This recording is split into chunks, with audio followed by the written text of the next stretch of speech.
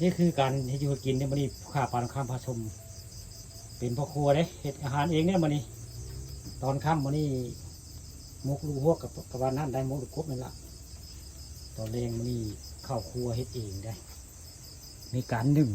งกุ้งมันนี่กินข้าวเล่นนำกันเด้อมันนี่เฮ็ดก็มีได้ผู้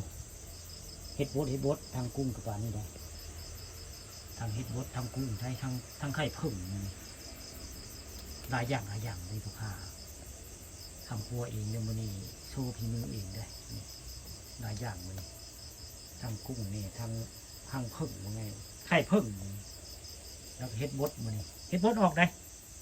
ในบริเวณตำบลนาตาลนี่เฮ็ดบดออกได้เมื่ออื่นนี่พวกข้าก็ชิมหาอยู่ได้เฮ็ดบด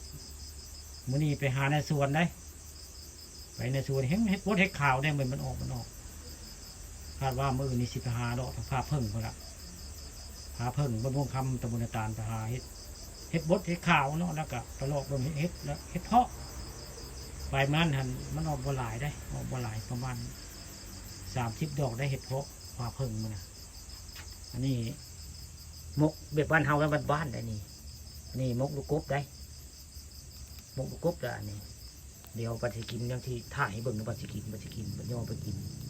ตัวนี้กำลังเห็ดยังบ่สุกได้เห็ดคั่วมันนี่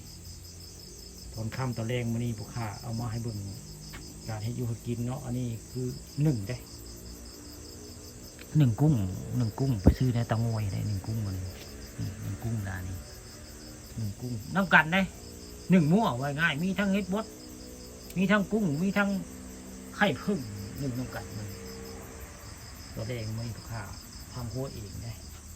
ยี่นี่เงินผู้ค่าได้ขีตะไคร้อยู่ไงขีตะไคร้อย่างนี้ขีตะไคร้วันนอกวันนาเขาจะนี่แล้วว่าง่ายคนอีสานว่าเขากินแบบง่ายเรียบแบบนี้ละนี่ทำครัวแบบง่ายเตาไฟกับแบบนี้ละเห็ดอัน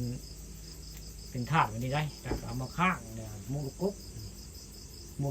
มาละปีกขี้มาแล้วก็เอามาห่อใส่เกลือผงชูรสแล้วก็ใส่พักอีตู้ง่ายพักอีตู้บานเฮาหอมได้มกลูกกบเป็นนี่แหละนี่คักของอีสานบ้านเฮา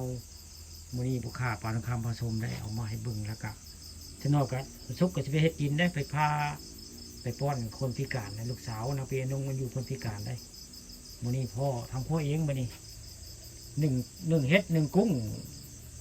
น้ำกันได้นี่จะนอกก็สิซุกแล้วเบิ่งแล้วบ่เบิ่งก็สิซุกแล้ว1 ทั้งกุ้ง1 ทั้งเฮ็ดบด1 ทั้งกันไข่ผึ่งอันนี้นี่แล้วไข่ผึ่งอันนี้ไข่ผึ่งนี่กะตัว